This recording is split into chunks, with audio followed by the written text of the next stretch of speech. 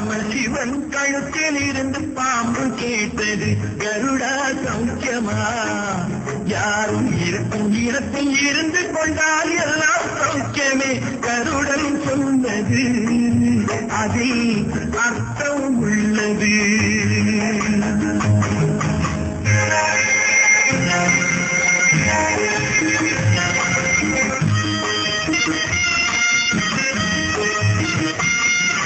உயர்ந்த இடத்தில் இருக்கும் போது உலகம் உன்னை மதிக்கும். உன் நிலைமை கொஞ்சம் இறங்கி வந்தால் நிழலும் கூட விதிக்கும். மதியாதா தலைவாசல் விதிக்காதே என்று மாற உள்ள மனிதனுக்கு அவ்வை சொன்னது. அது அவ்வை சொன்னது அதில் அர்த்தம் உள்ளது.